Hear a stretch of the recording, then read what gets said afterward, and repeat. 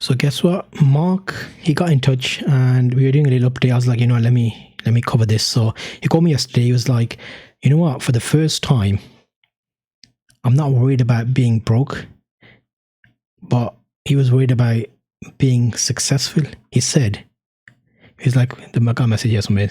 Zulf, the side hustle is actually working. I got 3 regular clients now and I'm terrified. I'm seeing people online talking about HMRC investigations and limited company tax returns. I feel like I'm playing with fire. Should I just stay a sole trader forever so I don't get in trouble? I don't feel like a director. I'm just a guy in a spare room. Okay, this is a very important one. And firstly, financial advisors or accountants is who you want to speak to for specific advice. I'm not any of those, but I'll tell you what I think I know and how things worked out for me. So in this episode, we tackle the big identity shift from moving to the guy working from his spare room, side hustle almost, to being a director of a company.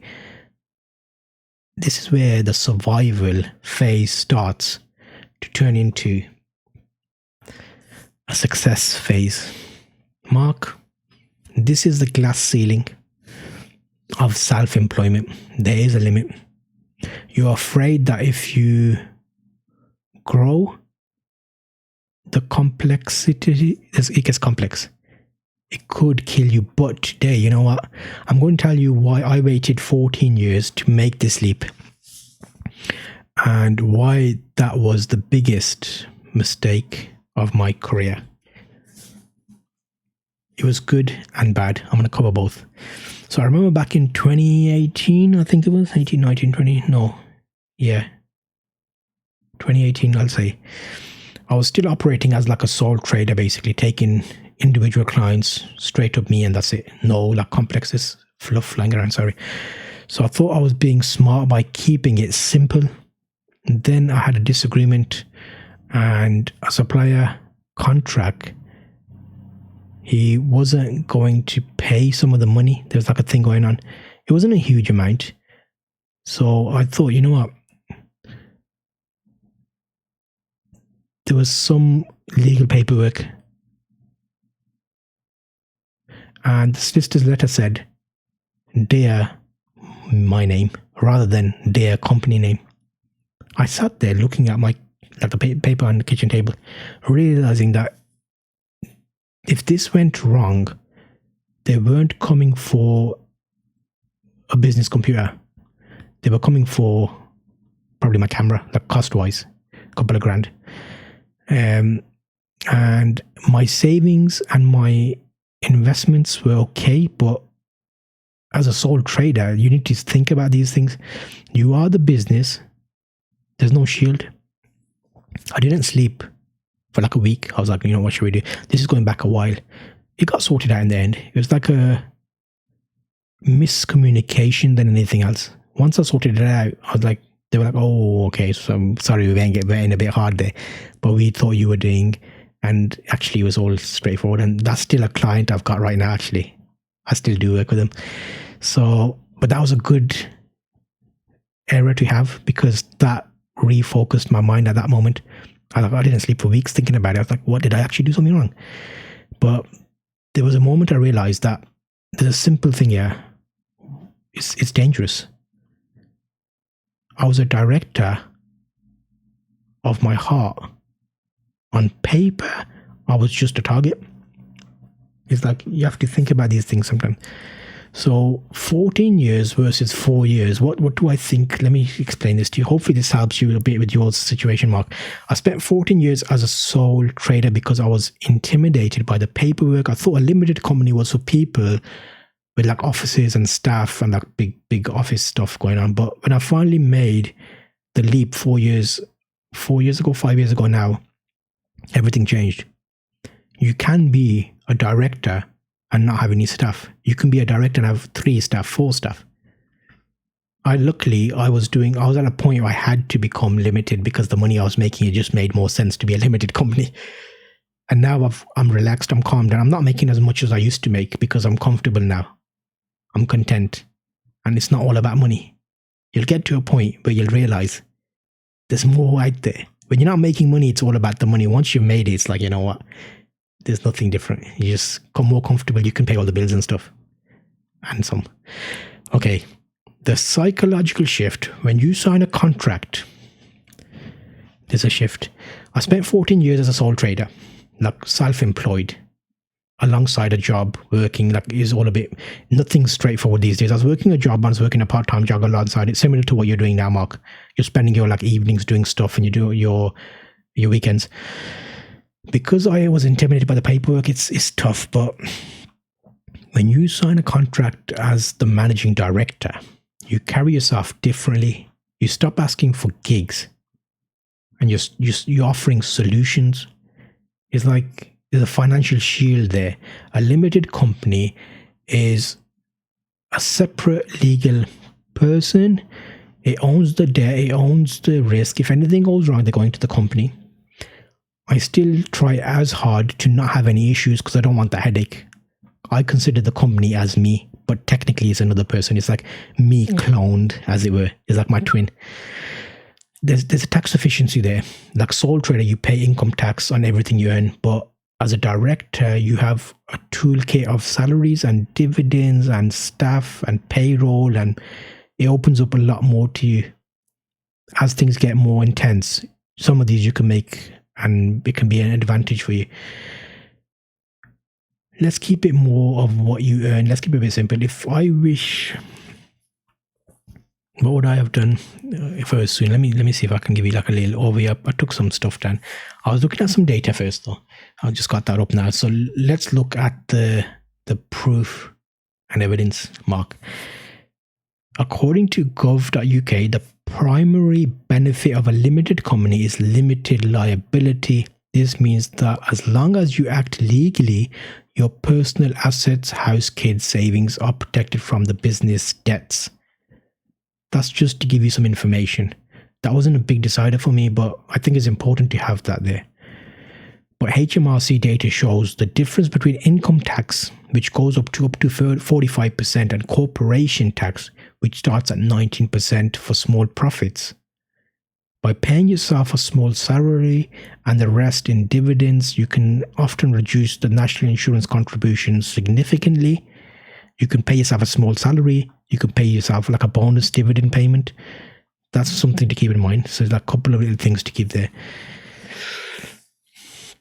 Mark, this is how you can consider moving from the guy in a room to a managing director.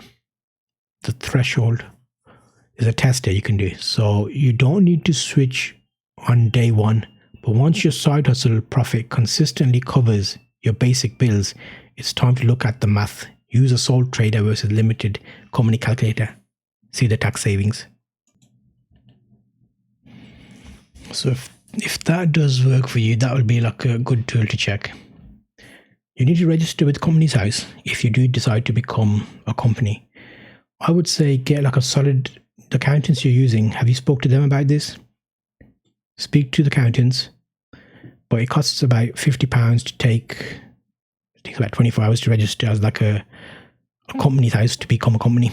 You just need the accountant to fill out your accounts for each year, and you can incorporate. You get a certificate of incorporation. You can open a bank account up in the company's name.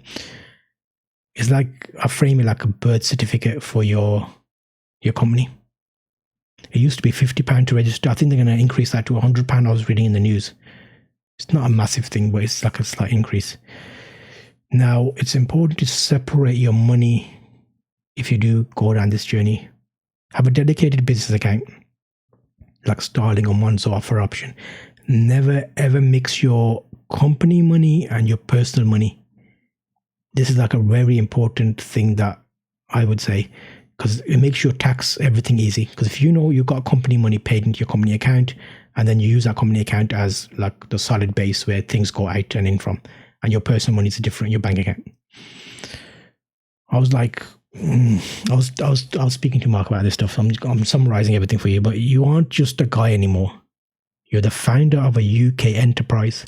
Go to Companies House, spend the £50 and register. Mark's Data Solutions Limited. Example, obviously. Oh, whatever name he picks. The moment you see your name listed as a director on the official government register, hopefully your fear will turn into pride. You'll be like, you know what, I'm achieving something here, I've done something. He got some advice. I pointed him in the direction of a financial advisor, and like just to make sure he's legit. Because any advice you get, make sure you check it with a couple of different people. Not everybody gives this right advice. What works for me may not work for you. So it's important to make sure you've got like a vast experience part that you can get 2 or 3 people to talk to you. But he sent me a screenshot of company's house confirming. I was like, oh shit, it's getting real. Stuff's getting real, mate. It's, more real than it was. He was like, Zulf, I feel like I've just grown into 2 inches taller.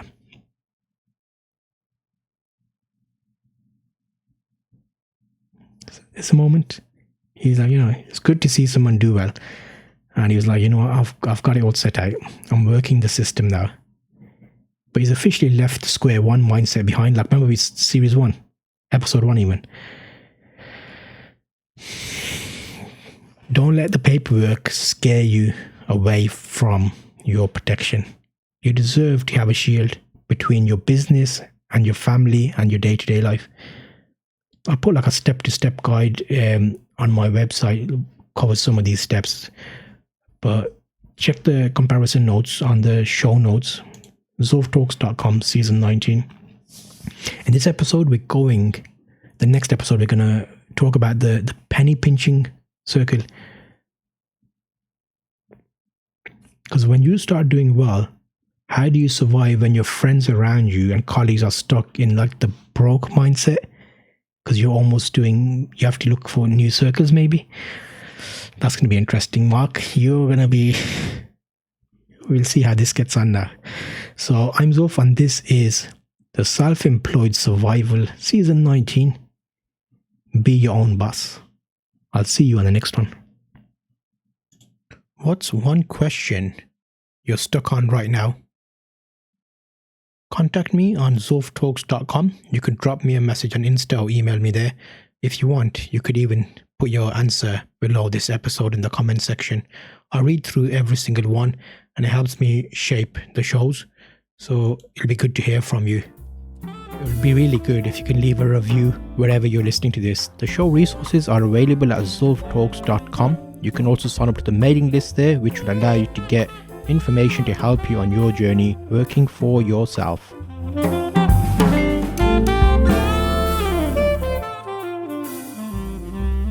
Working for yourself, I know you love it. Working for yourself, 'cause I love it too. Working for yourself, Zulf talks about it, making it easy for you.